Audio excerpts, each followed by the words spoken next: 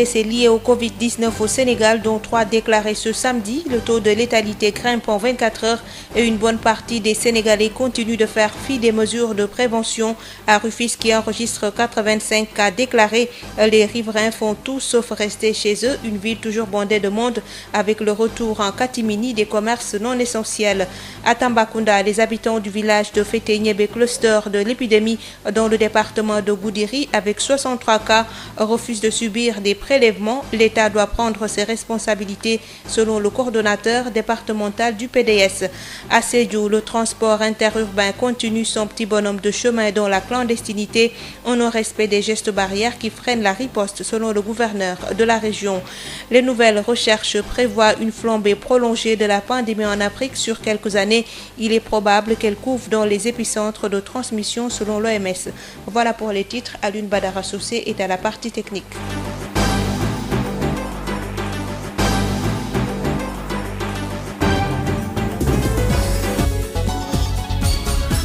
Marie-Rosalie Ndiaye.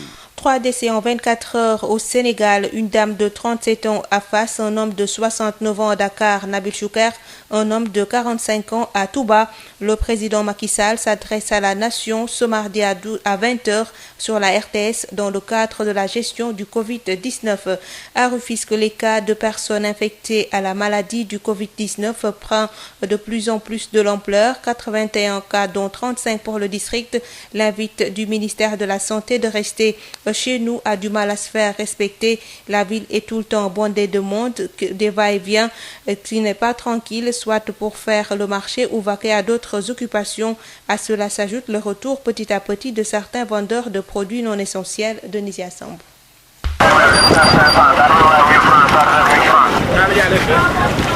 Des vendeurs à chaque coin de rue, des taxis clando toujours prêts à accueillir la clientèle, des va-et-vient incessants de Rufisquois qui vaquent à leurs occupations, le décor de la ville qui grouille de monde tous les jours malgré la propagation du virus dans le département. El Hadj Abdourahmane Diagne s'en désole. C'est de l'inconscience.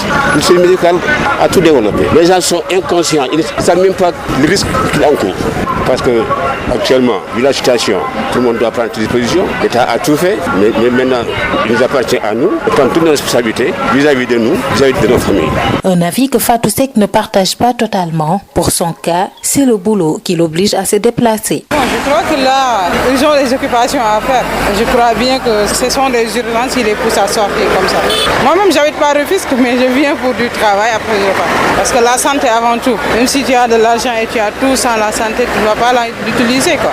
Même situation pour Mohamed Seck, chauffeur de taxi clando entre Rufisque et Bargny. Feebar bi ga amna mais problème bi moy sama classe gi moy buñu togué yor seeni kër duñu lekk duñu naan motax ñi obligé génn ci mbéd bi ni di jaayante di va-et-vient. Cependant, l'autre constat au sein de la ville, le retour de certains commerces non essentiels et de vendeurs de portables qui pourtant avaient été déguerpis et le marché même fermé. Non, ça c'est pas normal. Non, du tout. Ça c'est pas normal parce qu'on les a interdits de vendre. Ça c'était fermé quoi, mais comme on dirait que le Sénégalais il est têtu. Ouais. Il n'y a pas de suivi, j'ai pas vu de force de l'ordre, j'ai pas vu des agents de la mairie, j'ai rien vu. Donc c'était difficile. Ça augmente à Rufisque. C'est terrible, c'est vraiment terrible parce qu'on doit rester chez nous pour prévenir la maladie. Rufisque, Denisia Sambo pour Sud FM. Les acteurs du commerce non essentiel établis au marché de Ouakam ont ouvert leurs portes ce samedi. Ils évoquent avoir une autorisation du préfet de Dakar leur permettant de disposer de 3 jours comme leurs collègues vendeurs de produits essentiels. Une décision bien appréciée des commerçants. Ils déplorent tout de même la rareté des clients. Aïssatou Gueiba. Un marché plus ou moins vide à part quelques tabliers, vendeurs de tissus et chaussures. Un lieu public qui était censé fermer toutes ses portes ce samedi sous la directive du préfet de Dakar. Mais le constat est là. À notre arrivée, des commerçants de produits non essentiels encore actifs attendant de voir quelques clients.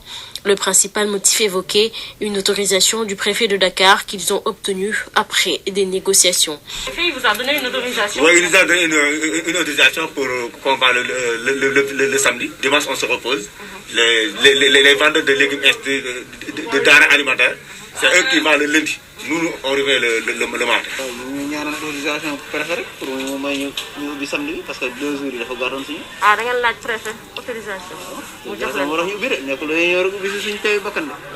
Et au marché de Ouakam, vendeurs de chaussures, tissus et autres étalent leurs marchandises et bénéficient de 3 jours dans la semaine pour exercer ce métier. Quoique les clients se font bien rares, car, disent-ils, ces dernières viennent le plus souvent au marché pour s'approvisionner en vivres. Effectivement, puisque les femmes qui viennent au marché, en général, les femmes qui viennent au marché, en venant au marché pour acheter les denrées, c'est en ce moment que tu achètes les chaussures pour les enfants. Mais si tu viens le lundi, tu achètes pour 2 jours. Mardi, quand on vient, nous, on ne voit pas les femmes qui viennent au marché. C'est pourquoi tu vois le marché, tu ne vois personne ici. Tu ne vois personne, tu es vu, tu ne vois personne ici. C'est ça. C'est un peu compliqué pour nous. C'est un peu compliqué pour nous. Et puis c'est difficile. On ne voit personne. Là, on paye 40 000, tu vois, les candidats. Si tu payes 40 000, alors tu travailles 8 jours dans le mois. Le propriétaire de la place ne vous attend pas. À chaque fin de mois, il vous demande l'argent. Les quelques clients aperçus ne sont guère satisfaits du menu actuel qui sied au sein de ce marché, à l'image de cette cliente venue pour s'approvisionner en vivres et qui rentre finalement bredouille et préfère attendre la semaine prochaine pour faire ses courses.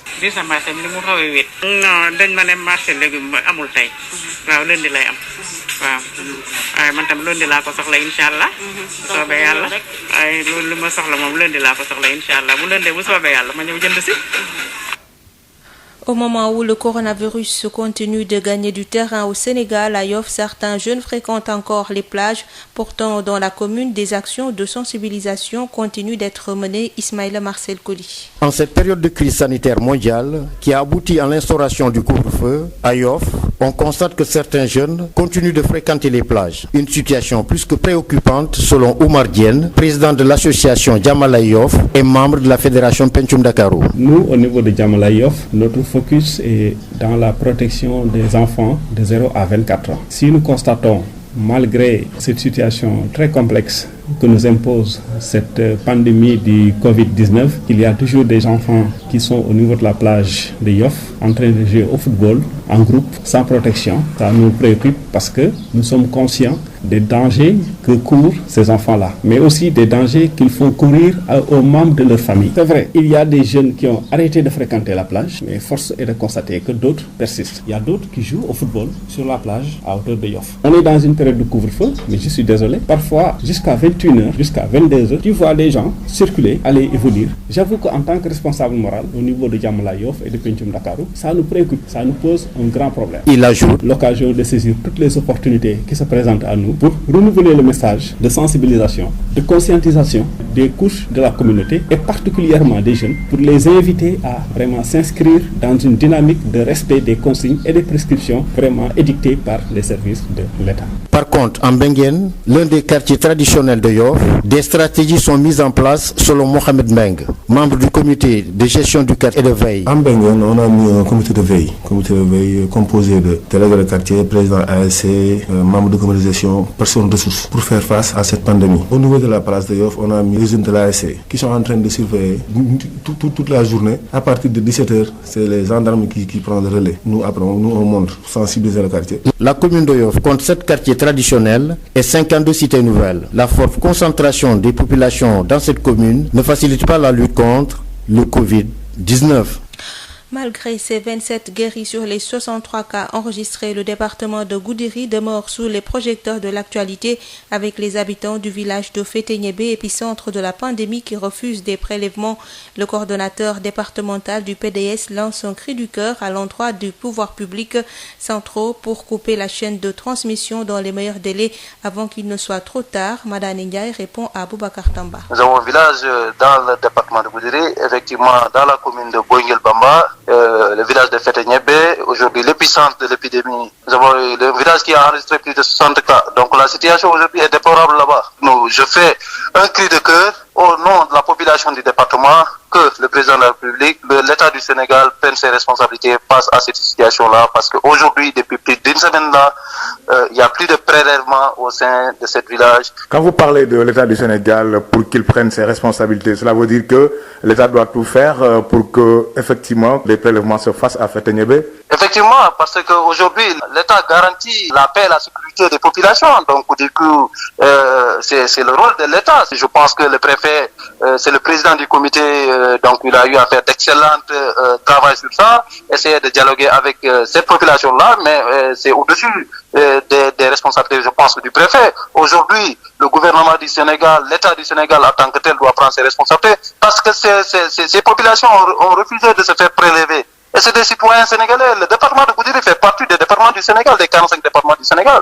Donc, elle ne doit pas être laissée en rade. Cela constitue un danger pour vous? Si, c'est un danger parce que Goudiri est assise dans une bombe qui peut exploser à tout moment parce que le village, c'est un village qui se situe à 5 km de Goudiri. Depuis 2 semaines ou 1 semaine et quelques, il n'y a pas eu de prélèvement. Donc, la chaîne de transmission de contamination actuellement peut se développer du jour au jour. On ne peut pas limiter cela. On ne peut pas aussi mesurer les dégâts que ça peut causer à la population de Goudiri et effectivement même dans la région de Tambacounda. Donc aujourd'hui, je lance un cri de cœur en appelant le président de la République du Sénégal de prendre ses responsabilités, faire en quelque sorte que Goudiri puisse avoir un centre de traitement de l'épidémie. Le coronavirus n'est pas une maladie honteuse et les malades doivent aller se faire soigner. C'est le conseil du gouverneur de la région de Sédhiou. Papa Demba Diallo relève par ailleurs que l'indiscipline dans la mobilité clandestine et le non-respect des gestes barrières font le lit du Covid-19. Il rappelle à l'application des mesures sanitaires individuelles et collectives. Ces propos sont recueillis par Moussa Dramé. Demander aux populations de respecter la distanciation sociale, porter les masques, adopter les gestes barrières. C'est pas de gaieté de cœur. On demande aux gens de changer leurs habitudes. N'est-ce pas? C'est l'urgence du moment qui le recommande. Le transport interurbain. Jusqu'à présent, il y a des gens qui s'infiltrent de façon clandestine. Je crois que l'autre jour à Toubacouta, n'est-ce pas, on a eu un cas importé. S'il était resté chez lui, sans doute ce cas n'allait pas venir. Malheureusement, il est venu avec cela. Pour dire que donc nous devons en tout cas nous mobiliser davantage dans le cadre de cette lutte. Redoubler de vigilance. Les malades, ce n'est pas une maladie honteuse. Les malades doivent aller se faire soigner. C'est aussi simple que cela. Maintenant, si on est malade, on se cache, on ne veut pas aller dans les structures sanitaires. Là, ça devient autre chose. Et on expose son environnement. On expose ses parents. C'est pas normal. C'est pas responsable. Donc là, je crois que c'est un appel solennel qu'on lance aux populations, à tout le monde, pour que, véritablement, non seulement que nous puissions respecter ces gestes barrières, peut-être d'ici sous peu aussi, on aura atteint l'objectif d'endiguer la maladie, de soigner les malades et que tout puisse redevenir normal. À Sédhiou, la riposte s'organise dans la croisade contre le Covid-19 pour circonscrire la propagation fulgurante de la maladie dans la région. Le secrétaire exécutif du Conseil national à la sécurité alimentaire a réuni ce samedi un lot important d'équipements médicaux et logistiques au comité régional de gestion des épidémies. Dans cette région, des appels à la solidarité et au respect des gestes barrières se multiplient pour freiner la contagion. Sédhiou Moussa Dramé. C'est en effet un lot important de matériel et d'équipements médico-logistiques de protection et de prise en charge que le secrétariat exécutif du Conseil national à la sécurité alimentaire a bien voulu mettre à la disposition du comité régional de gestion des épidémies de Sédhiou pour densifier la traque du Covid-19.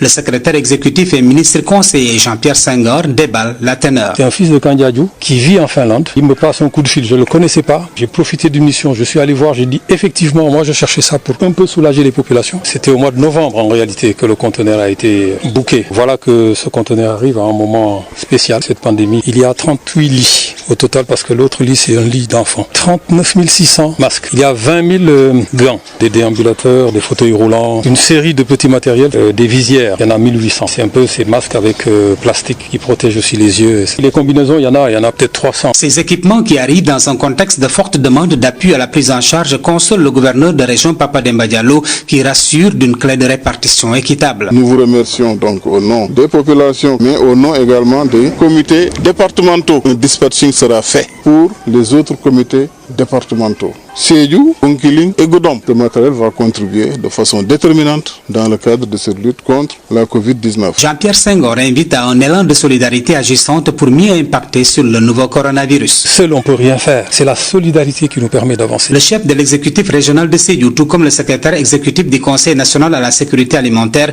exhortent tous deux au respect des gestes barrières pour limiter et circonscrire la propagation de la maladie. Moussa Dramé, Sédhiou, Sud FM. Légère baisse de la chaîne de contamination du Covid-19 à Louga. Le dernier cas positif remonte au 6 mai.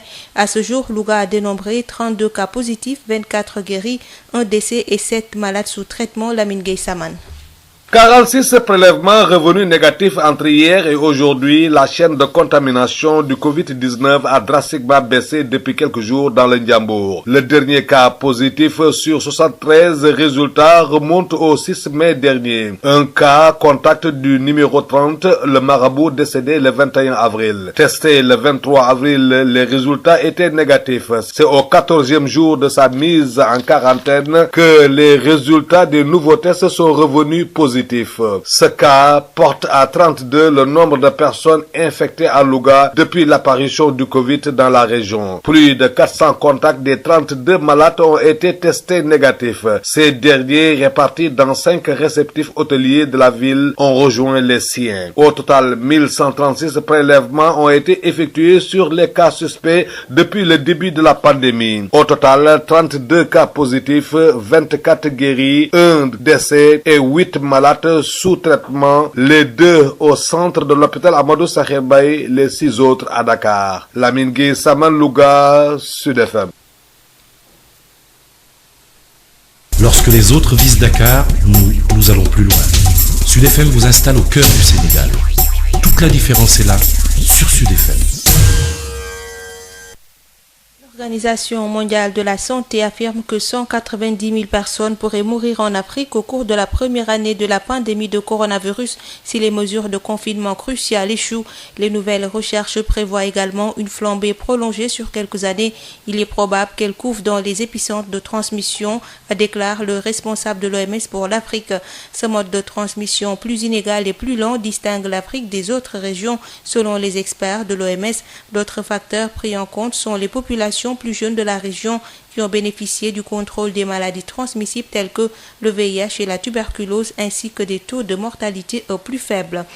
En Afrique du Sud, pays le plus touché d'Afrique avec 8232 cas et 161 décès. L'épidémie de coronavirus est loin d'être terminée, mettent en garde de nombreux médecins. En place depuis le 27 mars, le strict confinement a été assoupli cette semaine, permettant à des centaines de milliers de personnes de reprendre le travail. Les appels se multiplient pour demander une levée totale de ce confinement et éviter un effondrement de l'économie. En France, les autorités ont renouvelé ce samedi les appels à la vigilance en Nouvelle-Aquitaine, sud-ouest de la France, région en zone verte après l'apparition de 2 foyers épidémiques de coronavirus, l'un en Dordogne et l'autre dans la Vienne. Dans la Vienne, un cluster est apparu il y a 2 ou 3 jours dans un collège où des professionnels s'étaient réunis pour préparer la rentrée du 18 mai. Conséquence, la rentrée a été repoussée au 27 mai dans cet établissement. C'est tout pour cette édition. Je vous rappelle les titres. Marie-Rosalie Ndiaye. 17 décès liés au Covid-19 au Sénégal, dont 3 déclarés ce samedi. Le taux de létalité grimpe en 24 heures et une bonne partie des Sénégalais continuent de faire fi des mesures de prévention. À Rufisque, qui enregistre 85 cas déclarés, les riverains font tout sauf rester chez eux. Une ville toujours bondée de monde avec le retour en catimini des commerces non essentiels. À Tambacounda, les habitants du village de Féténiébé, cluster de l'épidémie dans le département de Goudiri, avec 63 cas, refusent de subir des prélèvements. L'État doit prendre ses responsabilités selon le coordonnateur départemental du PDS. À Sédhiou, le transport interurbain continue son petit bonhomme de chemin dans la clandestinité en non-respect des gestes barrières qui freinent la riposte selon le gouverneur de la région. Les nouvelles recherches prévoient une flambée prolongée de la pandémie en Afrique sur quelques années. Il est probable qu'elle couvre dans les épicentres de transmission selon l'OMS. Mise en onde de ce 22 heures assurée par Aline Badara Sossé. Merci de nous avoir suivis et bonne suite de programmes sur Sen Radio.